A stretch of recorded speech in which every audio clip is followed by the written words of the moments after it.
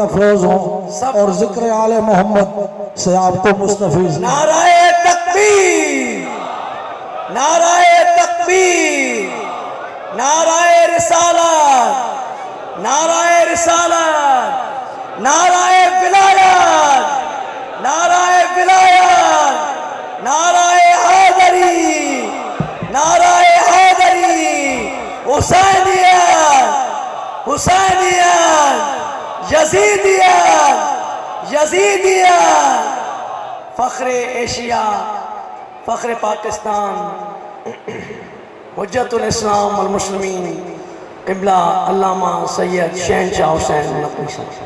فاتحہ. بسم اللہ الرحمن الرحیم الحمد للہ رب العالمین الرحمن الرحیم مالک یوم الدین ایاک نعبد و ایاک نستعین اهدنا الصراط المستقیم صراط الذین انعمت علیہم غیر المغضوب علیہم ولا الضالین. صلی علی محمد وعلی محمد. اعوذ باللہ من الشیطان الرجیم. بسم اللہ الرحمن الرحیم. الحمد للہ الذی لا یبلغ مدحته القائلون ولا يحصي نعماءه العادون ولا يعدي حقه المجتهدون التي ليس لصفته حد محدود ولا نعت موجود ولا وقت معدود ولا أجل ممدود فترى الخلائق بقدرته ونشر الرياح برحمته. الصلاة والسلام على الرسول المسدد المصطفى الأمجد المحمود الأحمد سيدنا ومولانا ومولى الكونين جد الحسن والحسين وعاني أبا القاسم محمد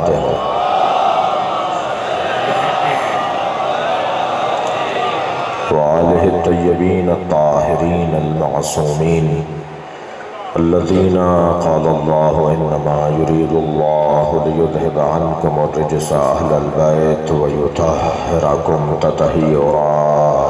اللهم صل على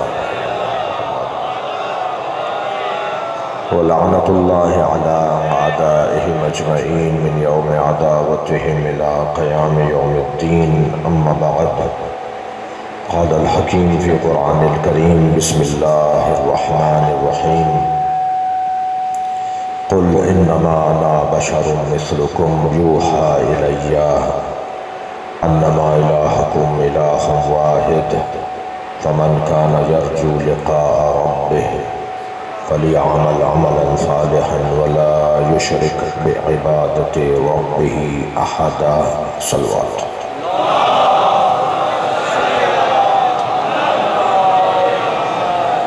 سورہ مبارکہ کہف کی آخری آیت. اللہ اپنے اس کلام میں معرفت کا ایک دسترخوان بچھا رہا ہے.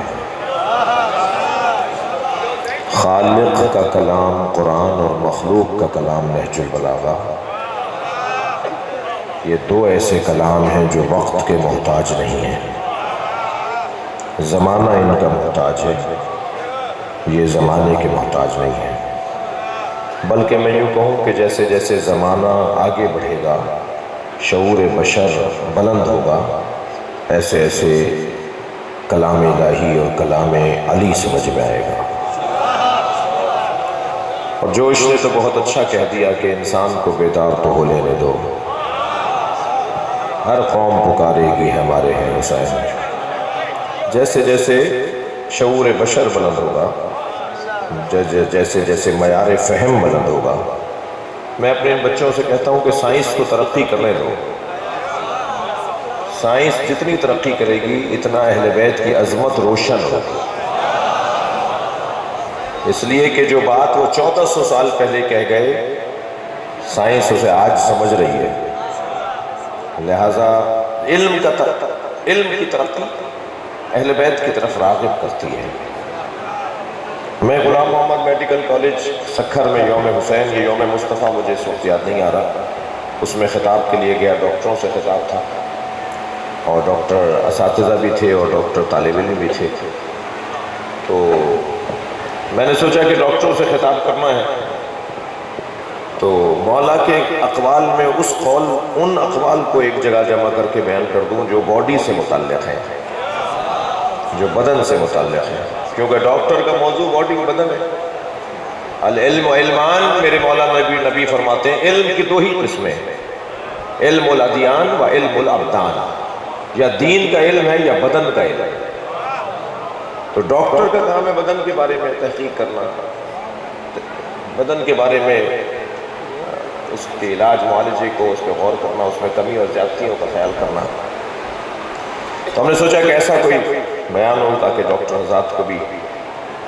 تو مولا کے اقوال ہم نے جمع کیے، ان میں سے ایک قول آپ کو سنا رہا ہوں. مولا علی فرماتے ہیں عجب لہذا الانسان، مجھے اس انسان کی خلقت پہ تعجب ہے کہ اللہ نے کیا شاہکار بنایا ہے. مجھے تعجب ہے کہ اللہ نے بنایا کیا ہے. اللہ اکبر. یتکلم،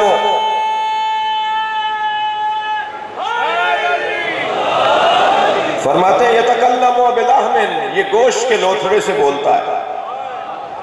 یہ جو میرے اور آپ کے منہ میں زبان ہے، جو میں بھی استعمال کر رہا ہوں، آپ بھی صلوات اور نعرے کی صورت میں استعمال کر رہے ہیں سبحان اللہ کہہ کے. یہ گوشت کا لوتھڑا، اس میں کوئی ہڈی نہیں ہے. اس کا جو اگلا حصہ ہے نا، جو نوک ہے اس کو کچھ اور چیز چاہیے، اس کے درمیان والے حصے کے لیے کچھ اور. یعنی اگر آپ کو نمک چکھنا ہے تو نمک چکھنے کے لیے زبان کا اگلا حصہ بتائے گا کہ نمک کیسا ہے. اگر کوئی ترشی دیکھنی ہے تو زبان کا درمیانہ حصہ بتائے گا. اور اگر آپ کو تلخی کچھ دیکھنی ہے تو زبان کا آخری حصہ بتائے گا. یہ 6 انچ کی زبان، صلوات پڑھیں ذرا محمد والے. یہ 6 انچ کی زبان، یہ اتنا سا گوشت کا لوتھڑا، اس میں اللہ نے اتنے فنکشن، اتنے کام رکھے ہیں کہ صرف اگر زبان پر غور کیا جائے تو شاید میری 1 گھنٹے کی گفتگو تو بہت چھوٹی ہوگی. صرف زبان پر بات کر لی جائے تو کتنی نعمتیں اللہ نے اس زبان میں رکھی ہیں. زبان کے اوپر اگر مولا فرماتے ہیں، اگر مولا صادق فرماتے ہیں، اگر زبان کے اوپر یہ کھردرا پن نہ ہوتا، سیدھا سا ایک گوشت کا ٹکڑا ہوتا، اس میں باریک باریک لکیریں پڑی ہوئی ہیں.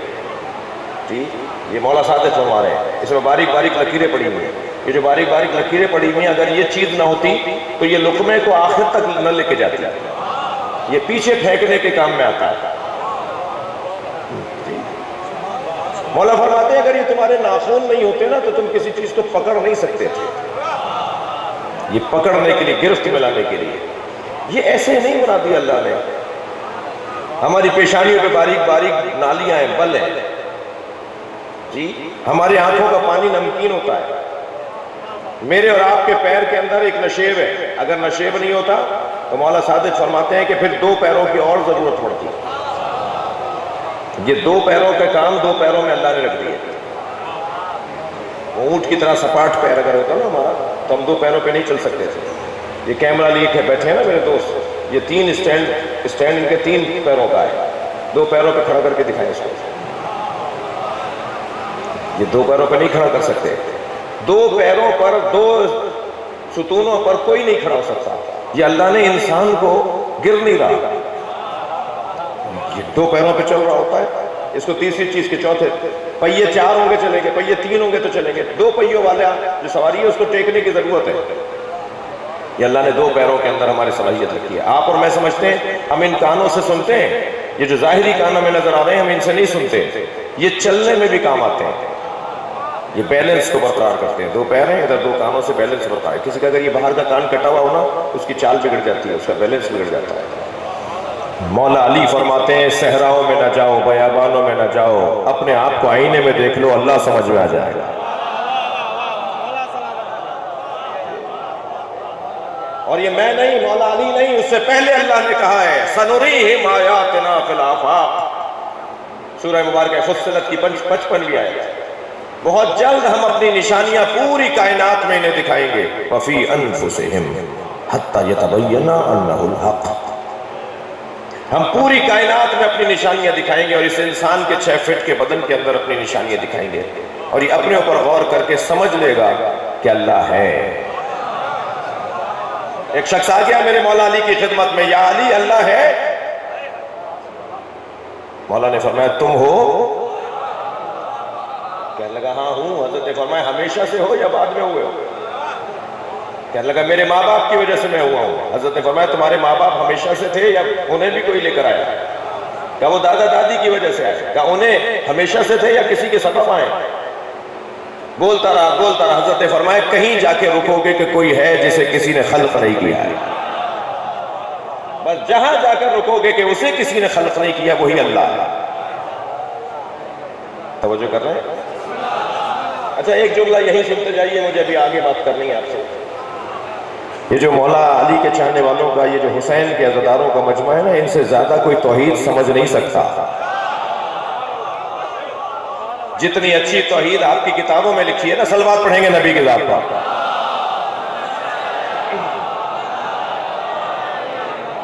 جتنی اچھی توحید آپ کی کتابوں میں لکھی ہے، نہج البلاغہ پڑھنے والے سرخیوں کو پڑھ کر خبر نہیں سمجھتے بلکہ اس کی گہرائی تک اترتے ہیں۔ سوچ ان کی اونچی ہونی چاہیے، سوچ بلند ہونی چاہیے۔ اور موحدین کا مجمع ہے، اللہ کے ماننے والوں کا مجمع ہے، اور سب سے زیادہ جس کو منوانے کے لیے اہل بیت نے قربانیاں دی ہیں، میں ان کی بات کر رہا ہوں۔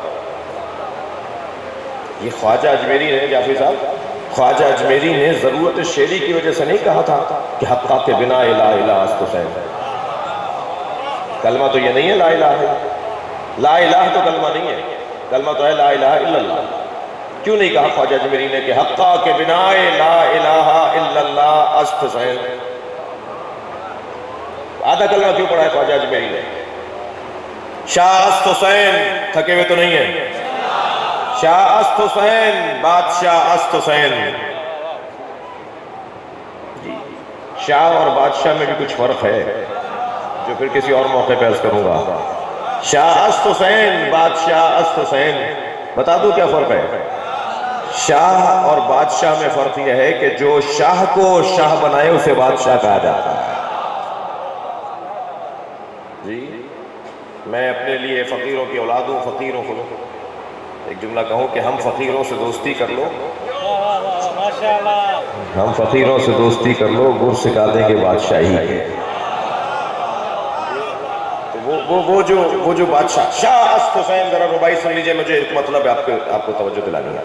شاہ است حسین، بادشاہ است حسین، دی است حسین، سب کو یاد ہے، دی پناہ است حسین، سرداد، سرداد دے دیا سر اپنا، سرداد نداد دست در دست یزید۔ حسین نے سر دے دیا مگر اپنا ہاتھ یزید کے ہاتھ میں نہیں دیا۔ اللہ اکبر، وہ تو ہاتھ مانگ رہا تھا نا، حسین نے سر دے دیا، ہاتھ نہیں دیا۔ سرداد نداد دست در دست یزید، حقہ کے بنا لا الہ است حسین۔ حق ہے کہ حسین بنا لا الہ ہیں۔ اچھا غور کر لیجئے تھوڑا سا، 4 مصرے ہیں، 4 مصروں میں 5 دفعہ حسین حسین بولا ہے انہوں نے۔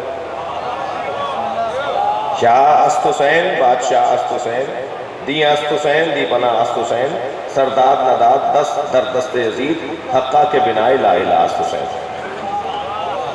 4 مصروں میں 5 دفعہ حسین حسین کر کے بتایا کہ اگر پھیلاؤ گے تو پنجتن بنیں گے، سپیٹو گے تو حسین بنیں گے۔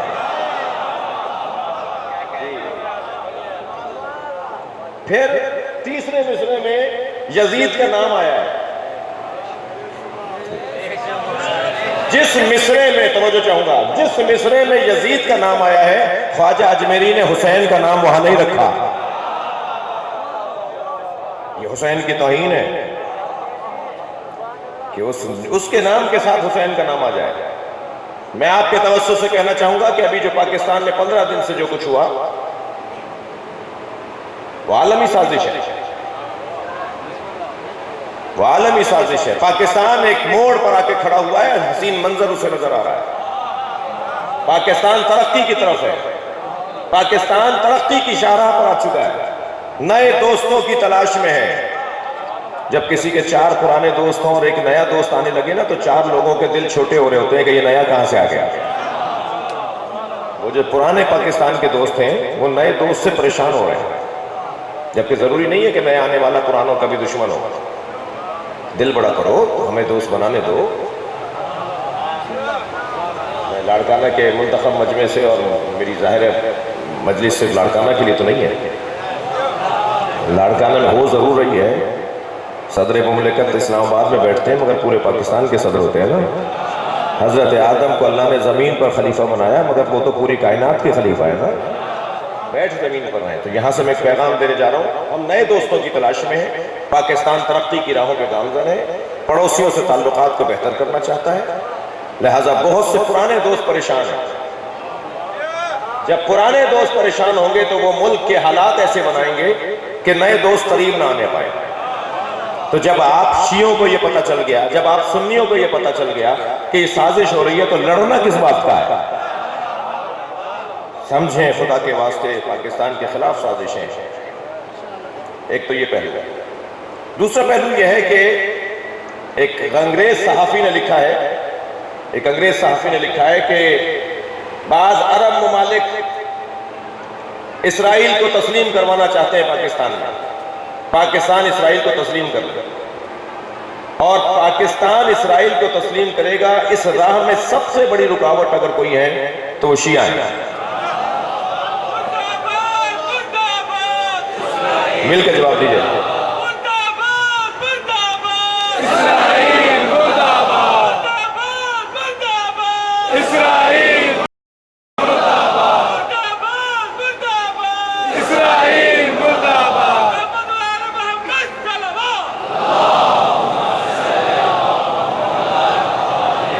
بھائی میں تو حالات حاضرہ پہ بات کر رہا ہوں, آپ کی توجہات کا شکر گزار ہوں. اور بعض لوگ کہتے ہیں کہ جو بچے نے نعرہ لگایا یہ سیاسی نعرہ ہے. جو اہل بیت کو جانتا ہے نا وہ سیاست کو خوب جانتا ہے. یہ ہو نہیں سکتا کہ حسین کہنے والے کو سیاست کا بتا رہا. لہٰذا یہ تو کوئی بات نہیں کرے. مولانا ممبر پہ بیٹھ کے آپ سیاسی باتیں کر رہے تھے, میں انہیں جواب دے رہا ہوں. جو زیادہ تر سیاست کے خلاف بات کر رہے ہوتے ہیں نا کہ نہیں سیاسی باتیں نہیں ہونی چاہیے, ان کی امام بارگاہوں میں, ان کی مسجدوں میں, ان کے ٹرسٹوں میں, ان کے انجمنوں میں, ان کے ماتمی دستوں میں سیاست سب سے زیادہ ہے. الیکشن ہوتا ہے نا جب انجمنوں کا اور ماتمی دستوں کا اور ٹرسٹوں کا اور اداروں کا, تو خوب سیاست ہو رہی ہوتی ہے. پیپلز پارٹی والے اور پی ٹی آئی والے اور نون لیگ والے شرم کرتے ہیں اس وقت ہم سے. ایسے جوڑ توڑ چل رہے ہوتے ہیں, اسے صدر بنانا ہے, اسے سیکرٹری بنانا ہے. یہ والی بات کہ سیاست دین سے جدا ہے. سیاست دین سے جدا نہیں ہے. دین سیاست پر حاکم ہے. دین کو سیاست پہ حاکم کرنا ہے. ایک بات سنتے جائیے گا. اس وقت پاکستان میں جو کچھ ہوا ہے, ہو رہا ہے, وہ اللہ نہ کرے آگے بڑھے. ہم نے کچھ رابطے کیے ہیں اور ہمیں اعتماد میں لیا ہے کہ بس بہت ہو گئی. اب اسے ریاست کی ذمہ داری ہے, حکومت کی ذمہ داری ہے کہ معاملات کو کنٹرول کرے. اور الحمدللہ میں اپنے محترم سننے والوں سے کہتا ہوں, مجھے گالی دی گئی تو یہ تو کوئی بات نہیں ہے. میرے مولا علی کے ساتھ کیا ہوا, اور جس کو بڑا مانتا ہے وہی تو کرے گا. بڑوں نے میرے بڑوں کو گالیاں دی تھی. صلوات پڑھے گا محمد وآلہ. بھائی مل کر صلوات پڑھ لیجئے.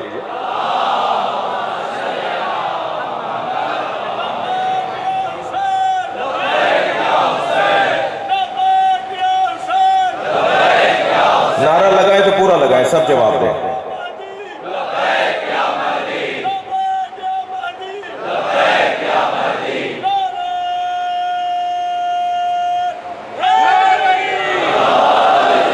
توجہ چاہوں گا عزیزان گرامی, پاکستان کسی طور بھی متحمل نہیں ہے داخلی انتشار, سنی شیعہ فساد. سنی ہماری جان ہے, سنی ہمارے بھائی نہیں جان ہے. حضرت آیت اللہ سیستانی کا فتویٰ ہے, ان کا حکم ہے کہ سنیوں کو بھائی نہیں کہو, جان کہو. ہمیں اس ملک میں آپس میں ساتھ رہنا ہے. اس محلے میں بھی سارے, میری آواز ممکن ہے اہل سنت سن رہے ہوں, مجھے مجلس میں بیٹھے ہیں, ہمارے خان صاحب تشریف لائے ہوئے اہل سنت ہیں. اسی طرح تو ہمیں یہ جگہ جوڑنے کی جگہ ہے. میں یہ شعر کئی دفعہ پڑھ چکا ہوں کہ در حسین پہ ملتے ہیں ہر مزاج کے لوگ, در حسین پہ ملتے ہیں ہر مزاج کے لوگ. یہ دوستی کا وسیلہ ہے, دشمنی کا نہیں. لہٰذا بات وہ کرنی ہے، میں اپنے مضمون کی طرف آ رہا ہوں، بات وہ کرنی ہے کہ جو سب کے لیے کامن ہو اور بات روشن ہو۔ قل، اے میرے حبیب کہہ دو، سورہ کہف آیت کا نشان 110 ہے۔ اے میرے حبیب کہہ دو انما انا بشر مثلکم، میں تمہاری طرح کا ایک بشر ہوں۔ اچھا، اتنا بڑا مجمع بیٹھا ہے، یہ ایک جیسے نہیں ہے تو نبی ہم جیسے کیسے ہوں گے؟ بھئی جنہیں ایک جیسا بنایا ہے وہی ایک جیسے نہیں ہے، تو اللہ کیا کہہ رہا ہے اپنے حبیب سے؟ کیوں کہہ رہا ہے میرے حبیب کہہ دو میں تمہاری طرح بشر ہوں؟ کیا اللہ ہماری طرح بشر، نبی ہماری طرح بشر ہے؟ یہ بچہ اس بچے کی طرح نہیں ہے، وہ بھائی اس بھائی کی طرح نہیں ہے، تو نبی ہماری طرح کیسے ہوں گے؟ میں ایک سفر کر رہا تھا، مجھ سے کہنے لگے قرآن کہہ رہا ہے کہ نبی ہماری طرح ہے، آپ کو کیا پریشانی ہے؟ میں نے کہا جی کیا چیز نبی کی ہماری طرح ہے؟ کہنے لگے 2 آنکھیں، 2 پیر، 2 ہاتھ، 2 کان، بچے، بیویاں، زوجائیں۔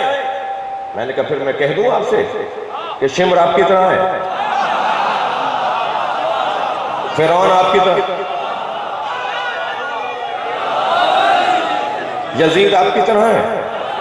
تو یقین جانیے ناراض ہو گئے، کہنے لگے مولانا آپ مجھے شمر سے ملا رہے ہیں، آپ مجھے یزید سے ملا رہے ہیں۔ میں نے کہا کیا فرق ہے؟ کہنے لگے اس کا کردار وہ ہے، ہمارا کردار ایسا تھوڑی ہے۔ میں نے کہا یہی تو ہم سمجھا رہے ہیں، ہمارا کردار یہ ہے، مصطفیٰ کا کردار وہ ہے۔ مصطفیٰ کے برابر ہم کیسے ہو سکتے ہیں؟ سرکار کے برابر ہم کیسے ہو سکتے ہیں؟ اگر تھکے ہوئے نہیں ہیں تو ایک جملہ اور کہہ دوں، جس نبی کا سایہ نہیں تھا اس جیسے وہ کیسے ہو سکتے ہیں کہ جو کسی کے سائے کے بغیر چلتے ہی نہ ہو؟ نبی کا سایہ نہیں تھا، یہ سنی شیعہ نے لکھا ہے۔ اور ایک سنی عالم دین کا بڑا حسین جملہ میں آپ کو عطیہ کر رہا ہوں سائے کے بارے میں، وہ کہتا ہے کان النبی ظل اللہ، اللہ کا سایہ نبی اللہ کا سایہ ہے، وَإِنَّ الظِّلَّ لَا ظِلَّ اللَّهِ، اور سائے کا سایہ نہیں ہوتا، وہ سرکار کی ذات اللہ کا سایہ ہے، اور جب سرکار کی ذات اللہ کا سایہ ہے تو سائے کا تو سایہ ہی نہیں ہوتا۔ نبی ہماری طرح ہے، یہ کیا کہہ رہا ہے قرآن؟ اسے سمجھنا چاہ رہا ہوں، میں ان بچوں کو سمجھانا چاہ رہا ہوں۔ نبی ہماری طرح ہے، نبی ہماری طرح نہیں ہے، کوئی کسی کی طرح نہیں ہے۔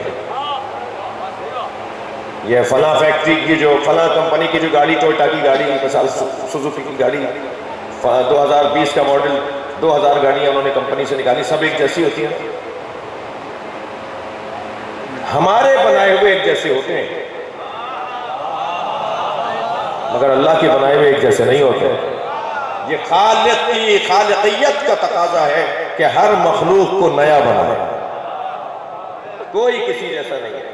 بہت موٹی اور بہت روشن مثال ہے، ہم انتہائی اہم کاغذات پہ دستخط کرتے ہیں، پھر ہم سے کہا جاتا ہے انگوٹھا بھی لگاؤ، خاص طور پہ پراپرٹی کے کاغذات چینج ہو رہے ہوتے ہیں تو کہا انگوٹھا بھی لگاؤ۔ بھائی ہم نے سائن کر دیا، انگوٹھا کیوں لگوا رہے ہو؟ جواب آتا ہے کہ سائن جعلی ہو سکتے ہیں، اللہ کا بنایا ہوا جعلی نہیں ہو سکتا۔ دنیا میں کسی کا انگوٹھا کسی جیسا نہیں ہے تو دماغ ایک جیسا کیسے ہوگا؟ سوچ ایک جیسی کیسے ہوگی؟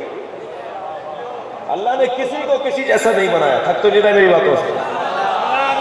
تو جب کسی کو کسی جیسا نہیں بنایا تو نبی ہم جیسے کیسے ہیں؟ ایک جگہ اور ایک منزل اور آگے آؤں، میرے مولا علی نے جو اپنے کمالات دکھائے ہیں، جب علم کے سمندر علی نے بہائے تو کسی نے کہا یا علی آپ کا علم نبی جیسا ہے؟ تو میرے مولا علی کی پیشانی پر بل آ گیا، فرمایا ھذا لعاب النبی، میرا علم لعاب نبی ہے۔ جب علی نبی جیسا، صلوات پڑھے محمد و آلہ،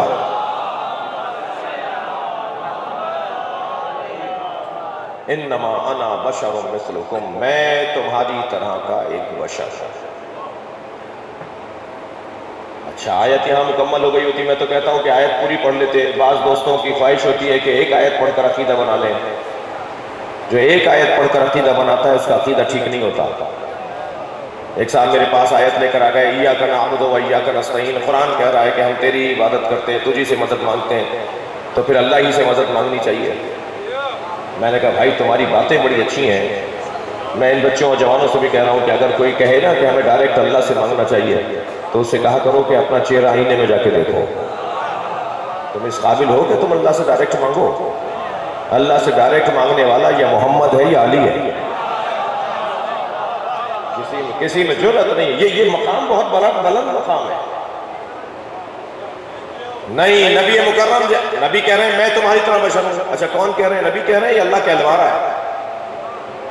اللہ کہلوا رہا ہے جی، اللہ کہلوا رہا ہے، نبی نہیں کہہ رہے. اللہ خود کیوں نہیں کہہ رہا؟ یا اللہ تو خود کیوں نہیں کہہ رہا میرا نبی تمہاری طرح بشر ہے؟ کیوں نہیں کہہ رہا کہ میرا نبی تمہاری طرح بشر ہے؟ اس لیے نہیں کہہ رہا، ایک صلوات پڑھ لیں گے محمد و آل محمد. اس لیے نہیں کہہ رہا اللہ کہ اگر اللہ نے کہہ دیا نا، اس جملے کو محسوس کریں گے، اللہ نے اگر کہہ دیا تو یہ سند بن جائے گی، اور نبی اپنی زبان سے کہیں گے تو یہ انکساری کہلائے گی. میں اس ممبر پہ بیٹھ کے کہوں کہ میں جاہل ہوں، مجلس ختم ہو، ایک بچہ مجلس سے باہر نکلے اور سامنے سے کوئی نظر آئے، کہاں سے آ رہے ہو؟ کہا جی مولانا جاہل کی مجلس سن کے آ رہے ہیں. وہ کہے گا بیٹا خبردار، بری بات، مولانا تھے تو جاہل نہیں تھے، جاہل تھے تو مولانا نہیں تھے. اور وہ بچہ پڑھ کے کہے کہ میں کیا کروں، وہ تو خود کہہ رہے تھے ممبر میں بیٹھ کے. تو فوراً وہ کہے گا اچھا خود کہا تھا انہوں نے؟ کہاں انہوں نے خود کہا تھا. کہ بیٹا اگر کوئی اپنے منہ سے خود ایسی بات کرے تو اسے خاکساری کہتے ہیں. تم نہیں دہراؤ اپنے منہ سے، تم نہیں کہو کہ وہ جاہل ہے، اپنے منہ سے کہہ رہے ہیں نا. اگر آیت اللہ سیستانی، آیت اللہ خامنائی مجھے ایک لیٹر لکھیں، اس میں لکھیں شہنشاہ سلطنوی جاہل ہے، تو یہ سند بن جائے گی. میں اپنے منہ سے کہوں گا تو یہ خاکساری، میرا بڑا کہے گا تو یہ سند. یا اللہ تو نے خود کیوں نہیں کہا؟ اس لیے اللہ نے نہیں کہا کہ اگر میں نے کہا ہوتا نا میرا نبی تمہاری طرح بشر ہے تو یہ سند بن جاتی. یہ کہہ رہے ہیں تو انکساری سمجھو. یا اللہ تو نے خود کیوں نہیں کہا؟ تم نے کیوں نہیں پڑھا؟ میں نے کیا نہیں کہا ہے اپنے نبی کے لیے؟ کبھی طٰہٰ کہا، کبھی مزمل کہا، کبھی یاسین کہا. میں تو اپنے نبی کی ایک ایک ادا کے اوپر قربان ہوں. میں محاورتاً کہہ رہا ہوں، ایک ایک لمحے کو دیکھ کر اللہ اپنے نبی کو یاد کرتا ہے. ساری دنیا سے کہتا ہے بستر چھوڑو، مصلے پر آؤ، آرام چھوڑو، عبادت کرو، مگر اپنے نبی سے کہتا ہے قم اللیل الا قلیلا، اے میرے نبی کبھی بستر پہ بھی چلے جاؤ، کبھی آرام بھی کر لیا کرو، تمہارے پیروں پر ورم آ جاتا ہے. سرکار کالی کملی اوڑھ کر آ جائیں تو اللہ کو چال اچھی لگتی ہے. سرکار دو جہاں اگر چلنے لگے تو نبی کا حلیہ اچھا لگتا ہے. میرے مولا علی فرماتے ہیں کہ اللہ نے نبی کے پورے بدن کو معجزہ عطا کیا ہے. فرماتے ہیں آنکھوں کا معجزہ تھا، پلکوں کا معجزہ تھا، لبوں کا معجزہ تھا، ناک کا معجزہ تھا سرکار کی. سرکار کے لبے مبارک سے جب مسکراہٹ آتی تھی تو دانت جو نظر آتے تھے اس کا معجزہ. لِكُلِّ عُضْوٍ عَلَى مُعْجِزَةٍ، مولا علی فرماتے ہیں اللہ نے نبی کے ہر عضو کو معجزہ عطا کیا تھا. سرکار کی ایک ایک ادا معجزہ.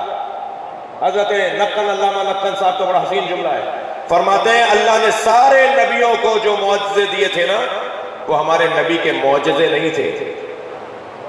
لوہا موم ہو جاتا تھا، مردہ زندہ ہو جاتا تھا، ہوا میں چلنا، جانوروں کی زبانیں سمجھنا، جنوں سے باتیں کرنا، جو سارے نبیوں کے معجزے تھے. علامہ نقل صاحب فرماتے ہیں جو سارے نبیوں کے معجزے تھے ہمارے نبی کے وہ مشغلے تھے. ہمارے نبی کا معجزہ تو قرآن اور علی ہے.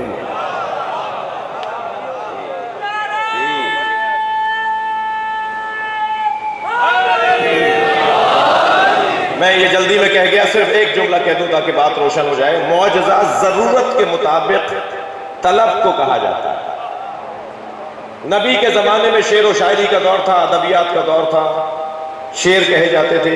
7 معلقات خانہ کعبہ کی دیوار پر 7 بڑے قصیدے لٹکا دی جن کے سب سے بڑے کلام ہوتے تھے. مشاعرہ ہو رہا ہے جن کے بڑے کلام ہیں، کہ اس مشاعرے میں سب سے بڑا، اس سال کے سب سے اونچا کلام کون سا ہے، اسے کعبے پہ لٹکا دیتے تھے. جب سورہ مبارکہ کوثر نازل ہوا نا تو نبی نے فرمایا اسے جا کر ان قصیدوں کے ساتھ لٹکا دو. جب سورہ کوثر کو لٹکایا نا خانہ کعبہ کے ساتھ اوپر ان سارے قصیدوں کے ساتھ، تو جتنے شاعر جن کے کلام تھے وہ سب آ کے اپنا اپنا کلام اتار کے لے گئے. تو کسی نے پوچھا کہ کیا ہوا ہے بھائی، کیوں اتار کے لے کے جا رہے ہو؟ کہنے لگے اس کلام کے آگے یہ کلام بچوں والا کلام لگ رہا ہے، لہٰذا ہم قرآن کے مقابلے میں تو بات ہی نہیں کر سکتے. دیکھنا چاہوں گا دور ادبیات کا تھا لہٰذا قرآن کی ضرورت، دور زغر بازو کا تھا لہٰذا تلوار اور ذوالفقار کی ضرورت. تو نبی کے 2 معجزے. آگے بڑھیے، کچھ منزل تبدیل کرتے ہیں. یوحا الیہ، مجھ پر مسلسل وحی نازل ہوتی ہے. بتا دیا نا سرکار نے کہ میں تمہاری طرح کا بشر کیسا ہوں، مجھ پر مسلسل وحی نازل ہوتی ہے. تو کیا ہم پر مسلسل وحی نازل ہوتی ہے؟ ایک دفعہ بھی آئی ہے وحی؟ ہم پر تو ایک دفعہ بھی وحی نہیں آئی، اور نبی میں مسلسل وحی آتی ہے. تو اب یہ بشری تقاضے میں ہیں، بشریت میں ہیں، مگر یہ وحی والے بشر ہیں. اور جناب اعظم حسن زیدی صاحب کا تو بڑا حسین جملہ فرماتے ہیں، وہی ہے جو ہر ایک کو منہ نہیں لگاتی. یہ جب فرشتہ اترتا ہے تو دیکھ کر اترتا ہے کہ اسے اترنا کہاں ہے. انما انا بشر مثلکم، میں تمہاری طرح بشر ہوں، مگر یوحا الیہ، مجھ پر مسلسل وحی نازل ہوتی ہے. اب وہ مسلسل وحی کیا ہے؟ انما الہکم الہ واحد، جان لو تمہارا اللہ الہ واحد ہے. فمن کان یرجو لقاء ربہ، جو اپنے رب سے ملنے کا مشتاق ہے، فلیعمل عملا صالحا، وہ عمل صالح انجام دے. ولا یشرک بعبادت ربہ احدا، خبردار کسی اور کی عبادت نہیں ہوگی سوائے رب کے. یہ دستور حیات ہے ایک انسان کے لیے. میں کچھ دیر آپ کے سامنے رہنا چاہتا ہوں کہ یہ جو اللہ کی الوہیت پہنچائی ہے، خواجہ معین الدین چشتی رحمت اللہ علیہ فرما رہے ہیں، حقہ کے بنا لا الہ استسعد. کیا یہ کلمہ آدھا پڑھا ہے انہوں نے؟ نہیں، مسئلہ یہ نہیں تھا. ضرورت شعری بھی نہیں ہے کہ شعر بحر سے نکل رہا ہے، مصرع بحر سے نکل رہا ہے تو آدھا مصرع لکھ دیا جائے، آدھا کلمہ لکھ دیا جائے. نہیں، کلمے کے دو پارٹ ہیں. موحدوں کا مجمع ہے، سنی شیعوں کا مجمع ہے. کلمے کے دو حصے ہیں، ایک حصہ ہے لا الہ، ایک حصہ الا اللہ. لا الہ، کوئی الہ نہیں ہے سوائے اللہ کے. یہ جو انکار پہلے ہے، اقرار بعد میں ہے، اسے سمجھنے کی ضرورت ہے. یہ گلاس یہاں رکھا ہوا ہے، اگر یہ نجس ہو تو آپ اس میں دودھ ڈال دیں، شہد ڈال دیں، پانی ڈال دیں، سب نجس ہوتا چل جائے گا نا. پہلے آپ کو گلاس کو پاک کرنا ہوگا، تو پھر جو چیز ڈالی جائے گی تو وہ پاک رہے گی. پہلے اپنے دل سے دوسرے الہوں کا اقرار تو نکالو. پہلے اپنے وجود کے اندر سے غیر خدا کا تصور تو نکالو، پھر اللہ کا تصور آئے گا، پھر اللہ کا اقرار آئے گا. انکار اور اقرار. میں ان لوگوں کو بھی تسلی دینا چاہتا ہوں جو تبرہ کو سمجھے نہیں ہیں. دیکھیے ہمارے ہاں نماز، روزے، حج، زکوٰۃ کی طرح تبرہ واجب ہے. آپ کو کسی نے تبرہ غلط بتایا ہے. تبرہ کا مطلب گالی دینا نہیں ہے. مہذب لوگ گالیاں نہیں دیتے. وَلَا تَكُونُوا سَبَّابِينَ، خبردار گالیاں دینے والے نہ رہو. مولا علی فرما رہے ہیں اپنے شیعوں سے، علی کے چاہنے والے گالیاں نہیں دیتے. قرآن اور اسلام کو ماننے والے گالیاں نہیں دیتے. گالی دیتا ہی وہ ہے کہ جو تہذیب سے گرا ہوا ہو. گالیاں دینا مہذب لوگوں کا کام نہیں ہے. اچھا، گالی دیتا بھی وہ ہے کہ جس کے پاس دلیل نہ ہو.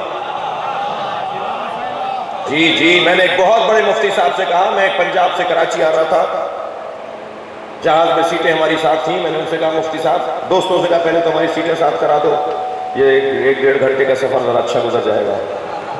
تو مفتی صاحب کے ساتھ میں بیٹھا. میں نے کہا مفتی صاحب، آپ اپنے دوستوں سے کہیے کہ ہمارے خلاف جو انہوں نے اسلحہ اٹھایا ہے، ہمارے خلاف جو انہوں نے ڈنڈے اور لاٹھیاں اٹھائی ہوئی ہیں، یہ رکھ دیں، اس کا ان کو کوئی فائدہ نہیں ہوگا. ہم تو 1400 سال سے مرتے آ رہے ہیں، مگر اتنا ہی دین پڑھتا چلا گیا، ہمارا نظریہ عام ہوتا چلا گیا. کسی کو مار کر مسئلہ حل نہیں ہوگا. کہنے لگے کیا کہنا چاہ رہے ہیں؟ میں نے کہا جی آپ اپنے دوستوں کہیے کہ ہمارے خلاف قلم اٹھائیں، کتابیں لکھیں، گالیاں نہ دیں. اس لیے کہ سوال کا ہونا عیب نہیں ہے، جواب کا نہ ہونا عیب ہے. سوال کرو، بات کرو ہم سے، دلیل مانگو ہم سے. لا الہ، کوئی اللہ نہیں ہے. کیا کہہ رہے ہیں معین الدین؟ حقہ کے بنا لا الہ استسعد. دیکھیے 2 جملے کے بعد یہ بات میں سمجھا سکوں گا اپنے بچوں کو. پہلے تو یہ کہ سرکار نے اعلان نبوت کے موقع پر یہ تو نہیں کہا تھا نا کہ تم میرے اللہ کو مان لو. اگر سرکار نے کہا ہوتا میرے اللہ کو مان لو تو پہلے 365 اللہ تو مانتے ہیں، ایک اور اللہ مان لیتے. لیکن سرکار نے کہا پہلے سارے الہوں کا انکار کرو. پھر میرے اللہ کو مانو، اور پھر انہوں نے انکار نہیں کیا، تبھی مشکل میں رہے۔ دوسری بات، الہ صرف بت کو نہیں کہتے، بت جو بنا لیا جاتا ہے نا وہ الہ نہیں ہے، صنم الہ نہیں ہوتا صرف۔ نبی نے نہیں کہا لا صنم الا اللہ، کوئی صنم نہیں ہے سوائے اللہ کے، لا الہ الا اللہ۔ صنم قدرت کا بھی ہوتا ہے، الہ طاقت کا بھی ہوتا ہے، الہ دولت کا بھی ہوتا ہے، الہ کرسی کا بھی ہوتا ہے، الہ شہرت کا بھی ہوتا ہے، یہ ساری طاقتوں کو الہ کہا جاتا ہے۔ جس زمانے میں حسین نے قیام کیا ہے، یزید ساری طاقتوں کا نمائندہ بن کے بیٹھا تھا، لہذا کہا پہلے انکار کرو ساری طاقتوں کا اور ایک اللہ کا اقرار۔ نمازیں پڑھی جا رہی تھی کربلا میں، روزے رکھے جا رہے تھے کربلا میں، قرآن کی تلاوت تھی، اللہ مانا جا رہا تھا کربلا میں، مگر غیر خدا کا انکار نہیں تھا۔ کہ پہلے غیر خدا کا انکار کرو، پھر ایک اللہ کا ماننا تمہارا سمجھ میں آئے گا، مانا جائے گا۔ عزیزو، کربلا باطل طاقتوں کے انکار کو کہا جاتا ہے۔ میں دقت چاہوں گا اپنے سننے والوں سے، یہ کیسے ممکن ہے کہ کوئی 70 سال سے حسین کا نام سن رہا ہو اور حسین کے مزاج سے آشنا نہ ہو؟ کیا ہے حسین ابن علی کا مزاج؟ حسین ابن علی کا مزاج یہ ہے کہ باطلوں سے ٹکرانا ہے، ظالموں سے ٹکرانا ہے، جابروں سے لڑنا ہے۔ کوئی دھوس سے ہم سے بات نہ کرے۔ حسین کے بابا علی فقیروں سے محبت کرتے تھے مگر جابروں سے نفرت کرتے تھے۔ میرا سوال ہے، اس دور میں سب سے زیادہ اہل بیت میں کس کی بات ہونی چاہیے؟ بولیے، بات کیجئے۔ مولا علی کی۔ اس دور میں سب سے زیادہ مولا علی کی بات ہونی چاہیے۔ کیوں؟ علی علی کیوں؟ ہر جگہ علی کی بات کیوں؟ ہر محفل میں علی کیوں؟ ہم سے سوال ہوتا ہے، ہم سے پوچھا جاتا ہے آپ کی مجلسوں میں علی کے علاوہ کوئی اور ذکر کیوں نہیں ہے؟ میں آپ کو جواب دے رہا ہوں تاکہ انہیں جواب دے سکیں۔ ہم ہر محفل میں علی کی بات اس لیے کریں گے کہ یہ امام زمانہ کا دور ہے، اور امام زمانہ کی سیرت ہمارے سامنے نہیں ہے، اور امام زمانہ کی سیرت وہی ہے جو علی کی تھی۔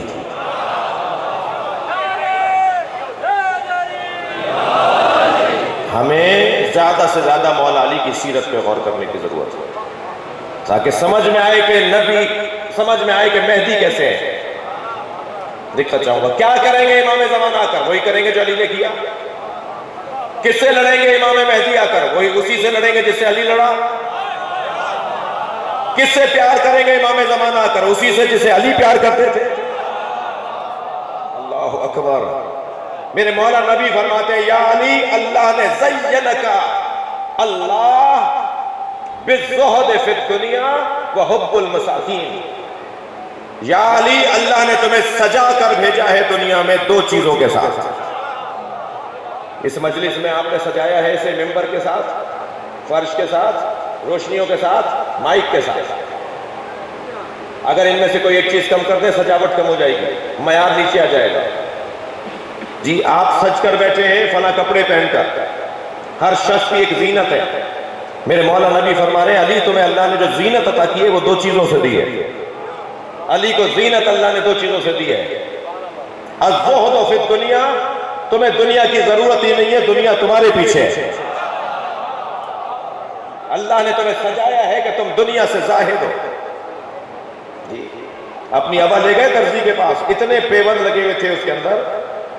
درزی سے کہا کہ ایک جگہ سے اور اس کے پھٹ گئی ہے، رفو کر دو۔ وہ کہنے لگا مولا اس میں اب جگہ نہیں ہے رفو کرنے کی۔ تو حضرت نے اپنی ابا وہیں چھوڑتے ہوئے فرمایا یا اللہ گواہ رہے میں نے نہیں چھوڑا اسے، اس نے چھوڑا ہے۔ سب سے زیادہ علی بن ابی طالب نے دنیا سے جو دوری اختیار کی وہ کسی کے وہاں نہیں ملتا۔ سنی عالم دین ابن ابی الحدید معتزلی، مصر کا سنی عالم دین ہے، وہ لکھتا ہے کہ علی کے کمالات ہی یہ ہیں کہ دنیا کا سب سے بڑا حاکم بھی وہی ہے اور دنیا سے لا تعلق بھی وہی ہے۔ جی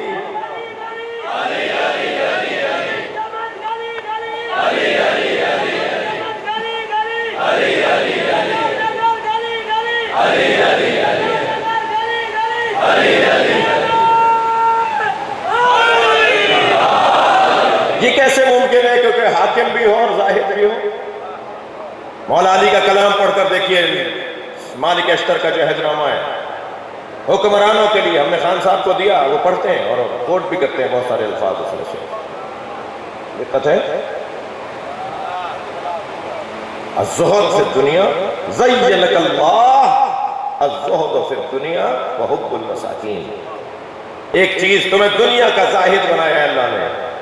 دنیا تمہارے پیچھے پیچھے چلے گی، تم اسے لات مارتے رہو گے مگر وہ پیچھے لگے گی.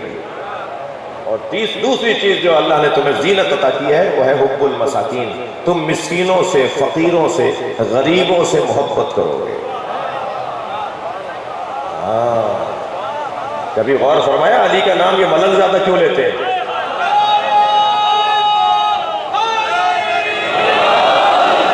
یہ فقیر مولا علی کا نام زیادہ کیوں لیتے ہیں؟ جن کے کپڑے پھٹے ہوئے ہوں، جن کے کالد ادھڑے ہوئے ہوں، وہ کیوں علی کا نام زیادہ لیتے ہیں؟ اس لیے کہ علی نے بھی تو ان سے بہت پیار کیا ہے. ڈھونڈتے تھے مولا، ڈھونڈتے تھے میرے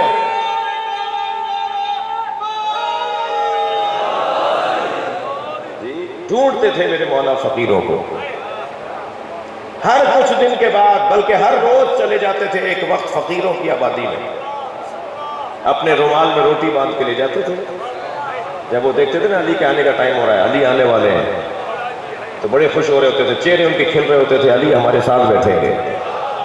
تو جب اپنا کھانا لگاتے تھے، دسترخوان لگاتے تھے، تو مولا سے کہتے تھے یہ کھا لو، تو مولا کہتے تھے میں اپنی روٹی لے کر آیا ہوں مگر تمہارے ساتھ بیٹھ کر کھاؤں گا. جی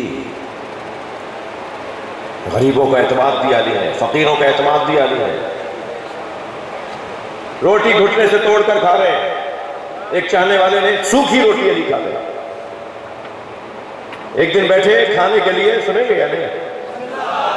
ایک دن بیٹھے میرے مولا علی کھانے کے لیے، جو رومال کھولا نا جس میں روٹی بندھی ہوئی تھی، اس میں 3-4 گرہیں تھیں. ایک کھولی، پھر دوسری کھولی، پھر تیسری کھولی. جب وہ کھولا تو روٹی. تو وہاں ایک صاحب بیٹھے تھے، ایک چاہنے والے بیٹھے تھے کہ مولا اس میں تو روٹی نکلی، اس کو اتنی گراہیں کیوں لگائی ہیں؟ کہ میں نے زیادہ گراہیں اس لیے لگائی ہیں، میں زیادہ گراہیں اس لیے لگا دیتا ہوں کہ حسن حسین اس میں روغن لگا دیتے ہیں، اس میں گھی لگا دیتے ہیں کہ یہ نرم ہو جائے. میں اس کو اتنا اس لیے باندھتا ہوں کہ وہ روغن نہ لگانے کا. جب ایک چاہنے والے نے مولا کی طرح کھانا پینا شروع کر دیا اور اس کے بھائی نے آ کر مولا علی کو بتایا کہ آپ کی طرح وہ زندگی گزار رہا ہے، حضرت نے فرمایا مجھے اس سے ملواؤ. جب وہ سامنے آیا حضرت نے فرمایا تم یہ کیوں کر رہے ہو؟ کہ مولا آپ بھی تو یہی کرتے ہیں. کہا میں علی ہوں.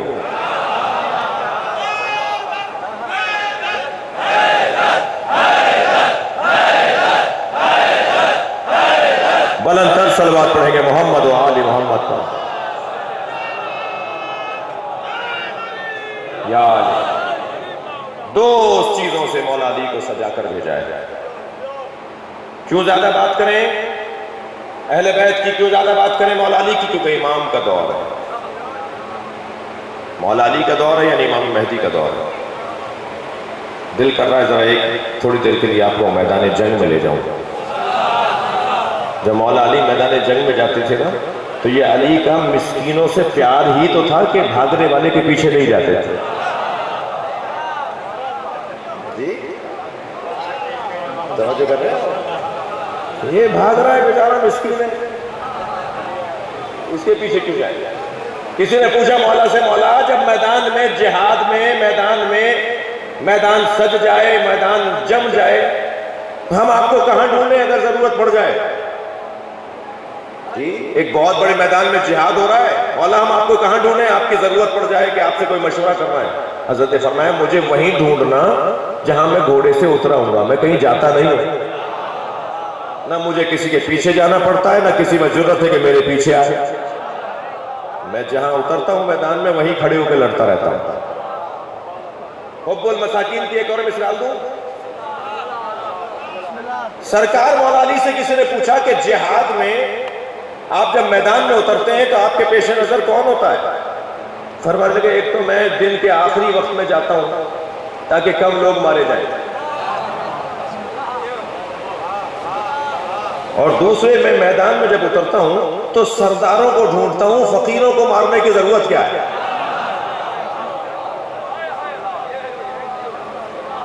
علی کا کام ہوتا تھا پہلے سردار وہ ایک بڑا کھڑا ہوا ہے، پہلے اسے مار کے آ جاؤ۔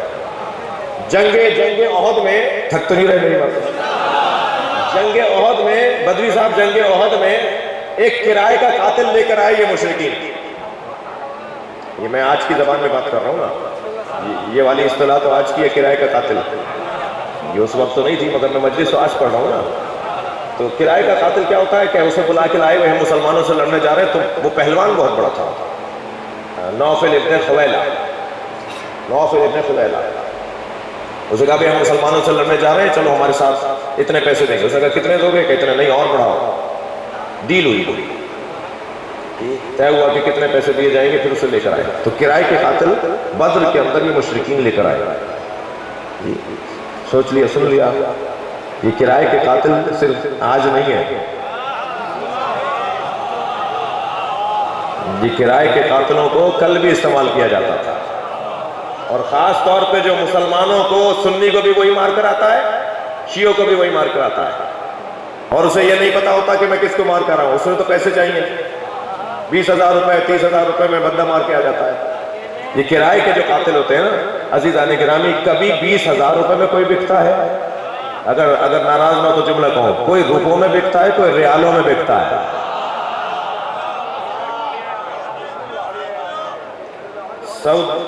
ہندوستان کے ایک فوجی، ریٹائرڈ فوجی افسر، ماہر تجزیہ نگار، جنگی تجزیہ نگار کا تجزیہ آیا ہوا ہے، دقت چاہوں گا، بس اسے جا کے ڈھونڈ لیجئے گا آپ کو، میں زیادہ تفصیل میں نہیں جانا چاہتا، چوک پہ مجلس بڑھ رہا ہوں۔ جی، کرائے کے قاتل، خدا کے لیے کرائے کے قاتلوں کو ختم کریں اس ملک سے۔ پہلی بات تو روشن طور پر میں اپنے پیغام کے طور پہ کہوں گا، سنی ہماری جان ہے، سنی ہمارے بھائی ہیں، سارے شیعہ مل کے سنیوں کو ختم نہیں کر سکتے، سارے سنی مل کے شیعوں کو ختم نہیں کر سکتے۔ جب یہ کام ہو نہیں سکتا تو کرنے کی کوشش کیوں کر رہے ہو؟ برداشت کرو، برداشت کرو، تحمل مزاجی۔ اگر یہاں کسی نے صحابہ کرام کی توہین کی ہے تو وہاں حضرت ابو طالب کو بھی کافر کہا جاتا ہے اس ملک میں۔ یہاں اگر کسی نے کسی بیوی کی توہین کی ہے، غلط کی ہے، ہم مذمت کرتے ہیں اس کے، وہاں اس ملک کے اندر جناب زہرا کی بھی توہین کی جاتی ہے، وہاں مولا حسین کے بارے میں بھی، یزید کے بارے میں نعرے لگ گئے۔ میں بہت روشن انداز سے اپنی قوم کا موقف دے کر آج جملہ کہہ کر آگے بڑھ رہا ہوں۔ مسلمہ اسلامی مسالک کے مقدسات کی توہین کرنا شرعاً حرام ہے۔ مسلمہ اسلامی مسالک کے مقدسات کی توہین کرنا شرعاً حرام ہے۔ تیسری دفعہ جملہ کہہ کر پھر جملہ کہوں گا، مسلمہ اسلامی مسالک کے مقدسات کی توہین کرنا شرعاً حرام ہے، مگر بنی امیہ کی تعظیم ہم سے نہیں ہوگی۔ لبیک یا حسین،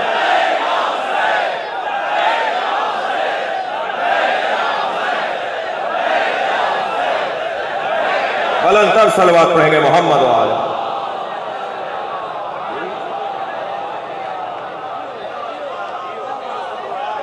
اور یہ بات بھی روشن رہے کہ شہادتیں تو سعادتیں ہیں۔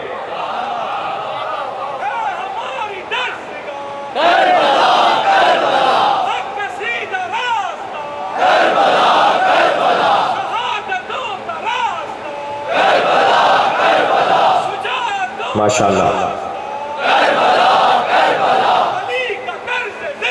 اسے 10 دفعہ کہو،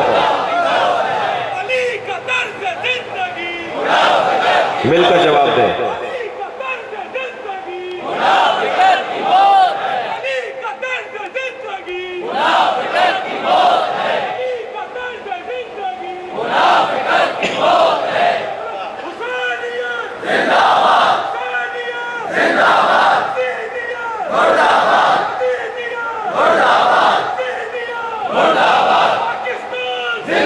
ماشاءاللہ،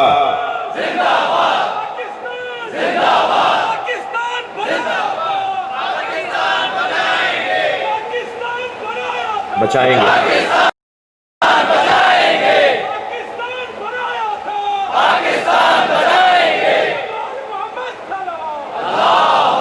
ماشاءاللہ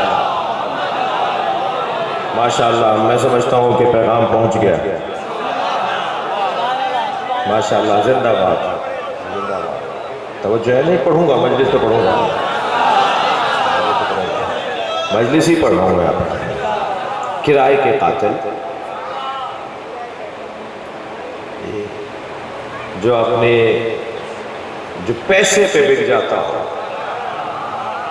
جسے نوٹ بیچ دیتے ہو، اس کی کوئی شخصیت نہیں ہوتی. علی کے والوں کو مولا علی والوں کو مولا علی کا واسطہ دے رہا ہوں. پیسوں سے لا تعلق ہو کر ذرا دکھائیے. میں ان بچوں جوانوں، یہ بچے میرا آج کل زیادہ سن رہے ہیں مجھے، میں ان کے احسان مند ہوں. یہ ہمارے نوجوان بچے، نوجوان دوست عزیز میرے، یہ زیادہ پیار کر رہے ہیں. میں انہیں ایک پیغام دے رہا ہوں، صرف 3 دفعہ زندگی میں، صرف 3 دفعہ پیسے کو اگنور کر کے دکھائیے. میں آپ کو ممبر حسینی سے وعدہ کر کے جا رہا ہوں، اتنا پیسہ جمع ہو جائے گا کہ تم سے سنبھالا نہیں جائے گا. پیسے کو نظر انداز کرو، اگنور کرو پیسے. کوئی لے آیا کچھ پیسے تو نہیں، ہمیں نہیں چاہیے. پیسے کے پیچھے بھاگنے والا علی والا نہیں ہوتا. دولت کے پرستار علی والے نہیں ہوتے. مشق کر کے دکھائیں میرے بچے، زیادہ نہیں، 3 دفعہ. ایک دفعہ پیسہ آیا کا نہیں چاہیے، دوسری دفعہ پیسہ آیا کا نہیں چاہیے. پیسے کو لوٹا کے دکھائیں. پھر جب پیسے کو لوٹانے میں مزہ آئے گا نا، پھر آپ کہیں گے کہ علی کی خوشبو آ رہی ہے. دنیا غری غیری، الدنیا غری غیری. مولا علی فرما رہے ہیں، جا کسی اور کو بہکا، میں نے تجھے 3 طلاقیں دے دی. اور جسے 3 طلاقیں دے دی جائیں اسے حق رجوع نہیں ہوتا، اسے حلالہ کرنا پڑتا ہے. اور جو حلالے کی اولاد ہو اسے پھر نہیں لیا جاتا. کر لیا کرائے کا قاتل لیا، مارنے کے لیے پیسے دے کر لیا. اب جیسے ہی سرکار نے دیکھا میرے مولا نبی نے کہ نوفل بن خویلہ آیا ہوا، بڑا نام تھا بھائی، بڑا پہلوان تھا. پہلی جنگ ہے، مسلمانوں کا پہلا جہاد ہے. تعداد بھی یہاں 313 ہے، وہاں تعداد ہزاروں کی ہے. ہزاروں کی تعداد، وسائل بھی زیادہ ہیں یہاں. تو ابھی تو ہجرت ہوئی ہے، بدر کی بات کر رہا ہوں. ابھی تو ہجرت ہوئی ہے، کچھ دن پہلے تو آئے ہیں مکہ چھوڑ کر. نہ پیسہ ہے، نہ دولت ہے، نہ روزگار ہے. مدینے والوں نے پناہ دی ہے اور مکے والوں نے آ کر یہاں ہجرت کی ہے. سب صفہ پر بیٹھ کر تو کھانا حضرت خدیجہ کے مال سے کھاتے تھے. تو پیسہ تو تھا نہیں، وسائل تھے نہیں، سواریاں تھی نہیں، گھوڑے تھے نہیں، اونٹ تھے نہیں، اسلحہ بھی تھا تو بہت معمولی اسلحے تھے. ایسی غربت کے اندر جنگ ہوئی ہے. 313 کی تعداد. نبی مکرم نے دیکھا کہ نوفل بن خویلہ آیا ہوا ہے، مارنے کے لیے مسلمانوں کو، بڑا پہلوان لے کر آئے. تو سرکار نے ہاتھوں کو اٹھا کر کہا، اللہم اکفنی نوفلا، یا اللہ میری امت کو، میرے لوگوں کو نوفل سے محفوظ فرما. مولا علی کے کان میں نبی کی آواز آ گئی. سرکار فوراً وہاں گئے جہاں نوفل کھڑا ہوا تھا. کچھ دیر کے بعد نبی ایک جگہ، بلند جگہ پر گئے اور دیکھنے لگے مجمع کو. تو کسی نے کہا، یا رسول اللہ کچھ ڈھونڈ رہے ہیں. فرمایا، من لے علم بنوفل، کسی کو پتا ہے نوفل کہاں گیا؟ تو دور سے مولا علی نے آواز دی، یا رسول اللہ میں نے اسی وقت مار دیا تھا.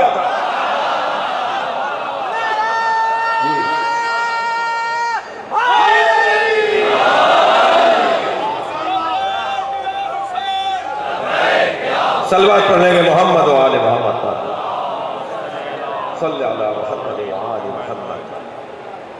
توجہ کی. فرمان لگے، میں میدان میں جب اترتا ہوں تو پہلے سرداروں کو ڈھونڈتا ہوں، ان بیچاروں کو، غریبوں کو، مسکینوں کو، جو سرداروں کے چکر میں آئے ہیں، جو علاقے کے بڑوں کے چکر میں آئے ہیں. انہیں کیوں ماروں؟ مجھے مارنا انہیں چاہیے. مولا انہیں مارتے تھے کہ جو بڑے لوگ ہوتے تھے، سردار ہوتے تھے، جنگ کو جلدی ختم کر دیتے تھے. علی جی، فقیروں کی بات ہو رہی ہے. ذوالفقار کو ذوالفقار کیوں کہتے ہیں؟ بھئی دیر ضرور ہو گئی ہے مگر آپ سن رہے ہیں مجھے. ذوالفقار کو ذوالفقار کیوں کہتے ہیں؟ میرے چھٹے امام سے پوچھا گیا لماذا سمیا ذوالفقار ذوالفقار ذوالفقار، کیوں ذوالفقار کو ذوالفقار نام دیا گیا؟ بڑا حسین جملہ ہے مولا صادق کا. مولا صادق نے ذوالفقار کی مولا علی کی تلوار کی تعریف کی ہے، مولا علی کی تلوار کا تعارف کروایا ہے. دونوں طرف سے کاٹ تھی اس کی، دونوں طرف سے کاٹتی تھی وہ، آگے بھی 2 اس کے لب تھے، زبان بنی ہوئی تھی. مولا علی کی تلوار پر 3 کلمات بھی لکھے ہوئے تھے. یہ آسمان سے نبی کو اللہ نے تحفہ بھیجا تھا اور نبی نے علی کو دیا تھا.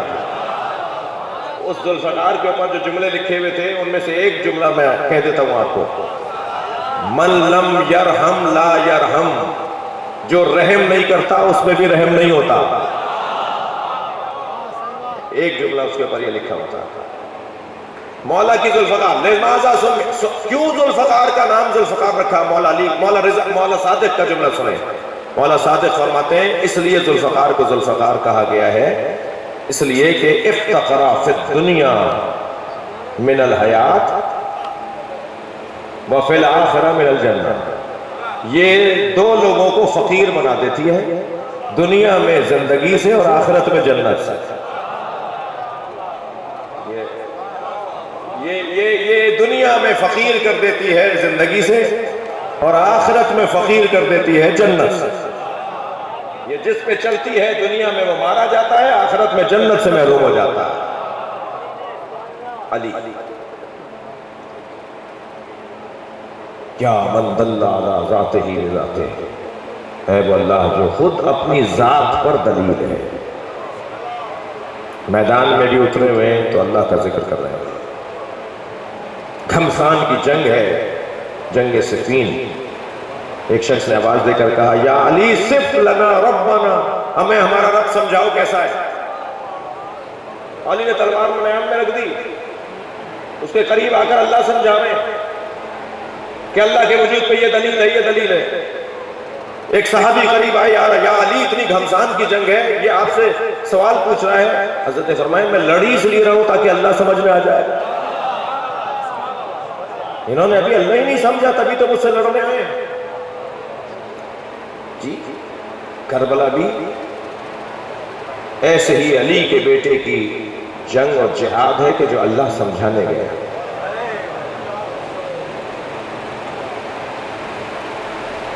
میں ایک فضائل کے باب کا ایک جملہ اور کہنا چاہوں گا.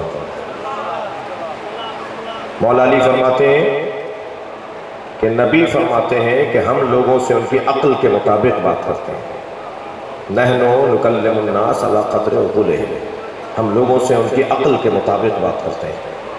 مولا علی فرماتے ہیں نبی، جملہ سنیں مولا کا، نبی ہم سے، امت سے، لوگوں سے ان کی عقل کے مطابق بات کرتے ہیں، اپنی عقل کے مطابق بات نہیں کرتے.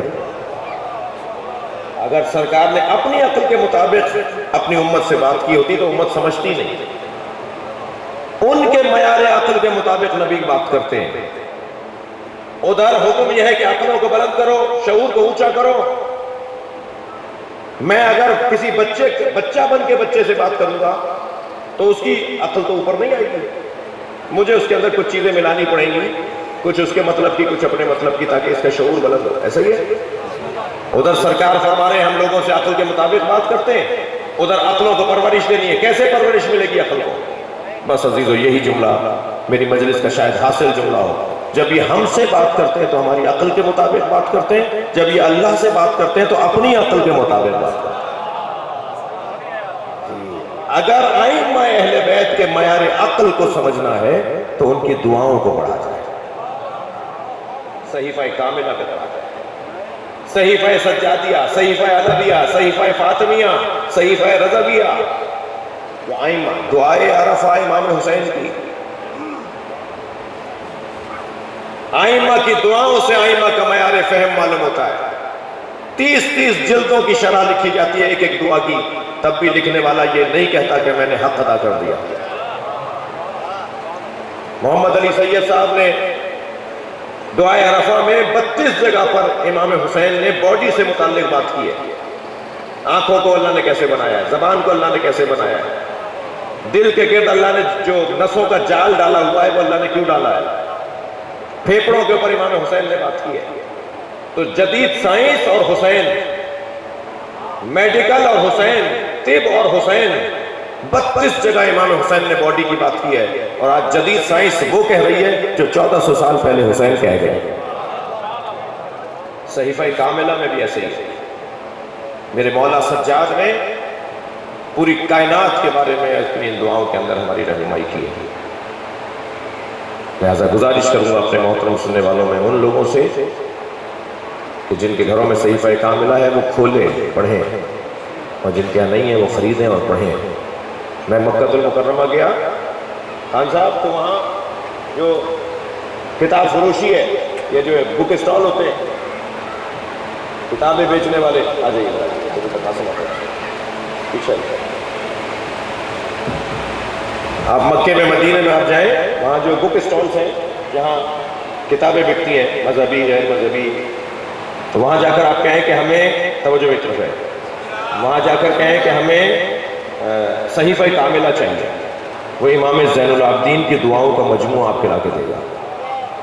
مکے مدینے میں بھی آپ جائیں گے تو امام سجاد کی دعاؤں کا مجموعہ۔ میں دعائے کمیل پڑھ رہا تھا مکے میں، اکیلا بیٹھا پڑھ رہا تھا، تو ایک متبع آ گیا، وہ سمجھا کہ یہ شیعہ ہے، اس کے ہاتھ میں کوئی شرک کی کتاب ہوگی، وہ مجھ سے چھین دی۔ میں نے کہا بھائی کیوں چھین لی؟ تم کیا کر رہے ہو، کیا پڑھ رہے ہو؟ میں نے کہا جی پڑھ لیجیے، میں کیا پڑھ رہا ہوں۔ آپ یقین جانیے وہ 10 منٹ تک اسے پڑھتا رہا، کہنے لگا یہ تمہاری توحید ہے؟ میں نے کہا دعائے کمیل ہماری نصاب توحید ہے، ہم یہ عقیدہ رکھتے ہیں بھائی، جب تک ملاقات نہیں ہوگی، جب تک ایک دوسرے سے ملیں گے نہیں، الجھنے رہیں گے، قریب لائیے ایک دوسرے کو۔ میں شیعہ برادری سے کہوں گا اگر آپ کی مسجد میں کوئی سنی بھائی ہاتھ باندھ کے نماز پڑھے، چائے پلائے بغیر جانے نہ دیجیے گا، اس کا احترام کریں، وہ ہمارا عزیز ہے، ہمارا بھائی ہے، اور یہی خواہش ہم رکھتے ہیں سنیوں سے بھی۔ لہٰذا کبھی مسجدوں کو تقسیم نہ کریں کہ یہ بریلویوں کی ہے، یہ دیوبندیوں کی ہے، یہ سلفیوں کی ہے، یہ شیعوں کی ہے۔ اللہ کا گھر ہے، اللہ کا رہنے دو۔ کربلا والوں نے نماز تھی، روزہ تھا، روح نماز نہیں تھی، روح روزہ نہیں تھا، وہ اللہ اکبر کہہ کر حسین کو قتل کر رہے تھے۔ تو کوئی بتائے انہیں کہ جس دین میں حسین نہ ہو وہ دین نہیں ہے۔ حقا کے بنا الہ الہ است حسین، ساری باطل طاقتوں کا انکار یہ کربلا سے ملتا ہے۔ باطل طاقتوں کا انکار کر دو تو پھر خود بخود تمہیں ایک وحدہ لا شریک کا اقرار نصیب ہو جائے گا۔ کربلا امام حسین نے نماز کی خاطر بپا نہیں کی ہے، روزے کی وجہ سے، نماز روزہ تھا۔ کربلا حسین نے توحید کی خاطر بپا کی۔ کوئی دوا آپ لے کے آتے ہیں میڈیکل اسٹور سے جو اوریجنل ہوتی ہے، صحیح کمپنی کی ہوتی ہے، وہ چند خوراکوں میں اثر کرتی ہے۔ اگر اصلی دوا کو دیکھ کر کچھ جعلی دوائی بنانے والے لوگ اس دوا کا ہی اسٹیکر لگا کر، پیکنگ لگا کر بیچنا شروع کر دیں تو بوتل تو وہی ہوگی، ڈبہ تو وہی ہوگا، دوا جعلی ہوگی تو اثر کرے گی؟ دوا اثر نہیں کرے گی۔ اور جب جعلی دوا بنا لی جاتی ہے تو جس کمپنی کی جعلی دوا بنائی جا رہی ہے سب سے زیادہ اسے تکلیف ہوتی ہے۔ عدالت میں مقدمہ بھی وہی کمپنی کرتی ہے اس کمپنی کے خلاف جو جعلی دوا بنا رہی ہو۔ ایسا ہی ہے، اسلام کی بوتل میں کفر کی شراب بھر دی گئی۔ کربلا نہ ہوتی تو کیا ہوتا؟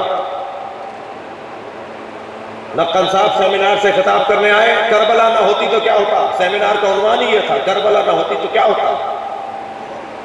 نقل صاحب کو ٹائم ملا 2 منٹ کا، جلسہ ختم ہو رہا تھا، مہمان خصوصی سے کہا جی 2 منٹ میں بتائیے کربلا نہ ہوتی تو کیا ہوتا؟ تو نقل صاحب مائک پر آئے اور کہنے لگے 2 منٹ بھی نہیں، میں آدھے منٹ میں بتاؤں گا، کربلا نہ ہوتی تو جمعے کی نماز بدھ کو ہوتی۔ یہ مذاق نہیں کیا ہے میں نے آپ کے ساتھ، ایسا ہوا۔ یہ جا رہے تھے جمعے کے دن کہیں سفر پر، کہنے لگے جمعے کے دن تو ہم ہوں گے نہیں، تو بدھ کا دن ہے، آج ہی جمعے کی نماز پڑھا دو۔ ایک صاحب کو دیکھا نماز پڑھا رہے ہیں، ایک ٹانگ کو ہوا میں لٹکایا ہوا یوں، اپنی ٹانگ، اور ایک ٹانگ پہ کھڑے ہو کے نماز پڑھا رہے ہیں۔ نماز کے بعد پوچھا بھئی یہ کیا ہو رہا تھا؟ کہنے لگے ابھی آئے تھے نا نماز پڑھانے، جب گلی میں ان کو ایک نجس چھینٹ لگ گئی تھی تو جو پیر نجس تھا اسے علیحدہ کر کے نماز پڑھا. ایک زندہ کو باندھ کے لٹایا ہوا ہے، وہ چیخ رہا ہے کہ میں زندہ ہوں، اور مولانا نماز جنازہ پڑھا رہے ہیں. کسی نے کہا بھائی یہ کیا کر رہے ہو؟ کہنے میں ایک تو مانوں یا ایک کی مانوں یا 40 کی مانوں؟ یہ جو 40 لوگ کھڑے ہیں یہ کہہ رہے ہیں مردہ ہے، یہ ایک کہہ رہا ہے میں زندہ ہوں. مذاق نہیں کر رہا، یہ سب ہوا. دور نہیں جائیے، ہمارے ہی پڑوسی ملک کے اندر ایک جنازہ جا رہا تھا تو کہا اس کو ذرا چادر ہٹا کے دکھاؤ. اس نے داڑھی مڈی ہوئی تھی، مرنے والے نے داڑھی مڈی ہوئی تھی. کہنے پہلے 80 کوڑے مارو پھر دفنانا. یہ کیا ہو رہا ہے بھائی ان کے ساتھ؟ یہ ہو رہا تھا. کربلا نہ ہوتی تو یہ ہوتا. مسئلہ خلیفاؤں سے، مسئلہ حکمرانوں سے، مسئلہ بادشاہوں سے پوچھا جاتا. کربلا کے بعد مسئلہ اہل بیت سے پوچھا جائے گا. کربلا کے بعد مسئلہ اب ان سے پوچھا جائے گا جن کے ہاں قرآن اترا ہے. اور کیوں بار بار کربلا کو یاد کریں؟ کہ کہیں گم نہ ہو جائے، کہیں گم نہ ہو جائے. انسان کے مزاج میں بھول نہ ہے. ہم انسان ہیں یعنی نسیان سے ہیں. ہم 3 دن پہلے ناشتے میں ہم نے کیا کھایا تھا ہمیں یاد نہیں ہے، بھول جاتے ہیں. ہمیں صبح کس کس سے ملے یاد نہیں ہے. بھولنے کا ہمارے اندر مادہ ہے. لہٰذا مجلس کرو، کربلا کو یاد کرو تاکہ بھولنے نہ پاؤ کہ یہ دین کتنی قربانیوں کے بعد ہم تک پہنچا ہے. میں تو آج 1400 سال کے بعد جب حضرت علی اکبر کے سینے کی برچی کا حال سناتا ہوں تو آپ کی آنکھوں میں آنسو آ جاتے ہیں. کوئی پوچھے نا امام حسین سے کہ کیا گزری ان کے اوپر. چلیے اپنے ذہنوں کو ذرا اللہ اکبر امام سجاد کی بارگاہ میں لے چلیے. آج مولا کی شہادت کا دوسرا دن ہے. 36 سال تک حسین پہ روئے ہیں امام سجاد. یہ جو آپ روتے ہیں نا یہ اہل بیت کے ہاں سنت ہے. حسین پہ رونا اہل بیت پہ سنت ہے، اہل بیت کے ہاں سنت ہے. 36 سال تک گریہ کیا ہے. میرے تو رونگٹے کھڑے ہو جاتے ہیں جب امام سجاد کے احوال کو پڑھتا ہوں. سب غیرت مند بیٹھے ہوئے نا، سب باغیرت لوگ بیٹھے ہوئے نا. فرض محال تو محال نہیں ہے. فرض کریں کہ اگر ہماری کسی بہن کی طرف، کسی بیٹی کی طرف، ہماری ماں کی طرف کوئی اجنبی نگاہیں لگائے تو ہمارے اوپر کیا گزرتی ہے. سنیں گے دربار شام میں کرسی پر بیٹھا ہوا ایک شخص جناب سکینہ کی طرف اشارہ کر کے کہہ رہا تھا کہ مجھے یہ کنیزی میں دے دو. اللہ اکبر. تو جناب سکینہ امام سجاد سے لپٹ گئی. کہا بھائی سجاد یہ تو سنا تھا کہ ہم اسیر بنائے جائیں گے، مگر ہم نے یہ نہیں سنا تھا کہ ہمیں کنیزی میں بھی مانگا جائے گا. جب جناب سکینہ کو غسل دینے کے لیے غسالہ زندان میں شہادت ہو گئی بی 4 سال کی بچی ہے حسین کی، اور اتنا پیار ہے امام حسین کو اپنی اس بچی سے کہ جب تک سینے پر نہیں لٹا لیتے حسین سوتے نہیں. اور یہ بچی سوتی نہیں ہے جب تک کہ بابا کا سینہ اسے نہ مل جائے.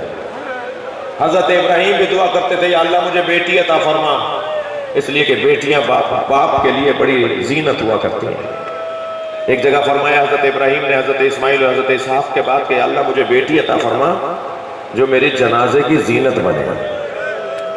جو بیٹیاں ہوتی ہیں نا وہ باپ کے لیے ان کے لیے خاص محبت ہوتی ہے. آپ نے بہت سنا ہے بیٹیاں باپ سے محبت کرتی ہیں، باپ بیٹیوں سے محبت کرتے ہیں. میں نے کربلا کے میدان میں یہ محبت دیکھی ہے.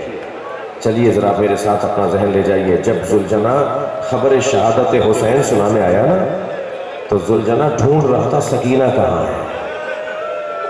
اسی خیمے پر گیا جس خیمے میں جناب سکینہ تھی، اور خیمے کے باہر پیر زمین پر مار رہا تھا جیسے ماتم کر رہا ہو. اور جب بی بی نے بابا کے گھوڑے کی آہٹ سنی نا تو باہر آ گئی. لیکن کیا دیکھا زین ڈھلکی ہوئی ہے، گھوڑے کی لگام زمین پہ خط بنا رہی ہے. گھوڑا خالی آیا ہے، حسین نہیں آئے. قربان جائیں سمجھداریاں جناب سکینہ پر. انتہائی وقار کے ساتھ قدم اٹھائے اور گھوڑے کی گردن پہ ہاتھ رکھ کے فرمایا حل سقیا ابھی ام قتل اچانا، اے بابا کے گھوڑے مجھے اتنا بتا دے پانی پلا کے مارا یا میرے بابا کو پیاسا مار دیا؟ میرا بابا پیاسا بہت تھا. اجر و کمل اللہ، اجر و کمل اللہ. جو رونے آئے اپنی آوازوں کو آزاد کریں. جب آپ بلند آواز سے رو رہے ہوتے ہیں امام جعفر صادق دعا دیتے ہیں. اجر و کمل اللہ. میرے مولا سجاد 34 سال 36 سال تک روئے ہیں کربلا کے بعد. پانی لا کے رکھتے تھے نا تو پانی کو دیکھ کے روتے تھے. ایک چاہنے والے نے کہا مولا پانی کو دیکھ کے رو کیوں رہے ہیں؟ فرمایا مجھے یاد آ رہا ہے میرے بابا بھائی علی اصغر کے لیے پانی مانگ رہے تھے. میرے بابا نے سوال کیا تھا اس بچے کو پانی پلا دو. کھانا آتا تھا، کھانا دیکھ کر میرے مولا روتے تھے. اللہ اکبر. بازار سے گزر رہے ایک قصائی جانور ذبح کر رہا ہے، آگے بڑھ کر اس کا ہاتھ پکڑ لیا، اسے پانی پلایا. کہنے لگا مولا ہم مسلمان ہیں، جانور کو پانی پلا کے ذبح کرتے ہیں.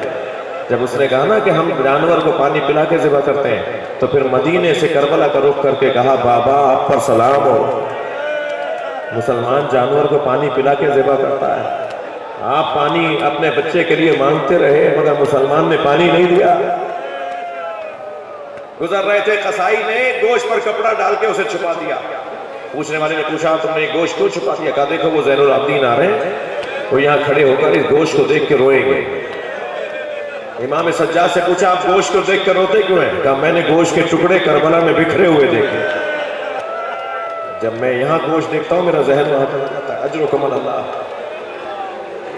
ابو حمزہ صومالی جیسے دعا صحیفہ کاملہ ہے ایسے ہی امام سجاد نے حضرت ابو حمزہ صومالی کو ایک دعا تعلیم دی تھی جو ہم ماہ رمضان میں پڑھتے ہیں.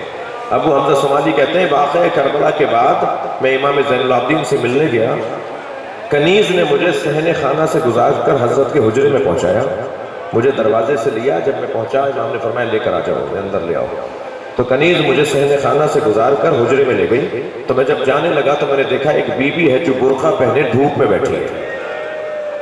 کہنے لگے بہت دیر تک میں نے حضرت سے سوالات کیے، جب میں واپس جانے لگا تو میں نے دیکھا بی بی وہاں سے اٹھ گئی جہاں پہلے دھوپ تھی، اب وہاں سایہ آ گیا ہے، اور وہاں آ کے بیٹھ گئی جہاں دھوپ ہے. تو میں کھڑا ہو گیا تو امام سجاد کی آواز آئی ابو حمزہ کیا سوچ رہے ہو؟ کہا مولا، میں نے کہا مولا شاید کسی غلطی پر آپ نے اپنی کنیز کو سزا دی ہے. مولا مدینے کی گرمی بڑی شدید ہے، میری وجہ سے اسے معاف کر دیجئے، اس کی خطا کو معاف کر دیجئے. امام کی آنکھوں میں آنسو آ گئے. فرمایا میری ماں رباب ہے، جب کربلا سے آ رہی تھی میرے بابا کا لاشا دھوپ میں تھا تو میری ماں رباب نے میرے بابا سے کہا تھا جب تک زندہ رہوں گی کبھی سائے میں نہیں بیٹھوں. اجر و کمل اللہ، اجر و کمل اللہ. آپ آمادہ ہیں رونے کے لیے، ایام بھی گریے کے ہیں. جب جناب رباب کا ذکر آتا ہے نا میرا دل کرتا ہے بی بی کو سلام کریں. بڑا جگر تھا اس بی بی کا، بڑا حوصلہ تھا اس بی بی کا. امام نے فرمایا مجھے وہ گھر اچھے لگتے ہیں، امام حسین کا فرمان، مجھے وہ گھر اچھے لگتے ہیں جن گھروں میں رباب اور سکینہ نامی عورتیں ہوتی ہیں. بی بی نے وفاداری کا حق ادا کر دیا. رو رہے ہیں نا. 2 کمائیاں ہی تو تھیں جناب رباب کے پاس، ایک سکینہ ایک علی اصغر. ایک کو زندان شام میں چھوڑ کر آ گئی، ایک کو سفید کرتا پہنا کر امام حسین کے گود میں دے دیا. بڑا جگر ہے اس بی بی کا عزتدارو، بڑا حوصلہ ہے. میرے ایک ہندوستان کے دوست بنارس کا شہر ہندوستان کا، وہ کہنے لگے کہ ان کے امام بارگاہ سے عاشور کے دن جلوس نکلتا ہے تعزیے کا، اور وہ مختلف رستوں سے ہوتے ہوئے کربلا میں جا کے ختم ہوتا ہے جیسے پاکستان میں بھی ہر شہر میں ہوتا ہے. کہنے لگے جلوس نکلا تعزیے کا، جلوس ابھی نکلا تھا، ہم 4-5 دوست اس رستے پہ آگے جانے لگے جہاں سے جلوس کو جانا تھا تاکہ انتظامات صفائی ستھرائی کے دیکھ سکیں. کہنے لگے ہم کچھ آگے گئے تو ایک چوک پر ہزاروں کی تعداد میں ہندو عورتیں کھڑی تھی، مگر عجیب بات یہ تھی کہ ہر ایک کی گود میں دودھ پیتا ہوا بچہ تھا. کہنے لگے جب ہم برابر سے گزرے تو ایک عورت نے آواز دی بھائی مسلمان لگتے ہو؟ تو مولانا فرمانے لگے میں نے کہا ہم مسلمان ہیں. کہنے لگے بتاؤ بابا حسین کا جلوس کب آئے گا؟ تو مولانا نے کہا تو میں بابا حسین کے جلوس کا انتظار کیوں ہے؟ ابھی کچھ پیچھے ہے تعزیہ علم، ابھی پیچھے ہے جلوس پیچھے ہے، تم بابا حسین کے جلوس کا انتظار کیوں کر رہے ہو؟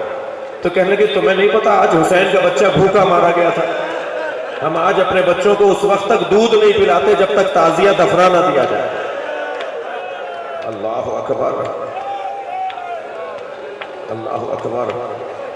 عزادارو، مجھے نہیں پتا کہ شام غریبہ میں پانی کہاں سے آیا، مجھے نہیں پتا، میری تحقیق پوری نہیں ہے، مگر اتنا ہے کہ جب حسین مارے گئے، خیمے جل گئے، رات آئی تو پانی اور کھانا لایا گیا، اور بچوں کو اور بیویوں کو، حسین مولا کے گھر کی بچیوں کو پانی پلایا گیا. یہ مجھے نہیں پتا کہ کہاں سے آیا، یزیدی لشکر کی طرف سے آیا یا بنی اسد کے قبیلے کی طرف سے آیا، مجھے نہیں پتا، مگر پانی اور کھانا آیا. جب پانی اور کھانا آیا نا تو جناب زینب نے کوزہ بھر کے بچوں کو پانی پلایا. پہلے سکینہ کو پلایا، حضرت امام محمد باقر 3 سال کے انہیں پانی پلایا. جب بچوں نے پانی پی لیا تو پھر بڑوں کو پانی پلایا، کھانا کھلایا. سنیں گے، جب سب کو کھانا پانی پلا دیا نا تو جناب زینب نے امام سجاد سے آ کے کہا، زین العابدین بھابی رباب پانی نہیں پی رہی. اجرکم اللہ، اجرکم اللہ. مولا حسین کی زوجہ، آپ سب اہل دل ہیں نا، آپ سب کے گھروں میں عورتیں اور بیویاں ہیں نا. آ کر کہا، اے زین العابدین بھابی رباب، حسین مولا کی زوجہ بھابی رباب پانی نہیں پی رہی. امام زین العابدین قریب آ کر بیٹھے، اماں پانی پی لیجئے، اماں کھانا کھا لیجئے. میں امام آپ سے کہہ رہا ہوں کہ پانی پی لیجئے. امام معصوم کا حکم تھا. بی بی نے کچھ لقمے کھانے کے لیے اور ایک کوزہ پان کے پانی کا پیا. ادب کا، ممبر کا ادب، ادب مانے ہے، ادب احترام رکاوٹ ہے کہ میں تفصیل سے بات نہیں کروں گا، اشارہ کروں گا، آپ خود سمجھیے گا. ممبر کا ادب، بی بی کا ادب ماننے ہے کہ میں تفصیل سے بات نہیں کروں گا، آپ خود سمجھیے گا. مجلس میں عورتیں، بیویاں بھی بیٹھی ہوئی ہیں امام بارگاہ کے اندر، ان کی گودیوں میں بچے بھی ہوں گے، آپ کے گھر میں بھی دودھ پیتے ہوئے بچے ہوں گے. جب بی بی رباب نے پانی پی لیا، کھانا کھا لیا، آدھی رات گزری، جناب زینب کے برابر میں آ کے بیٹھی اور کہنے لگی، مجھے علی اصغر یاد آ رہا ہے، میرا بچہ بھوکا مار دیا.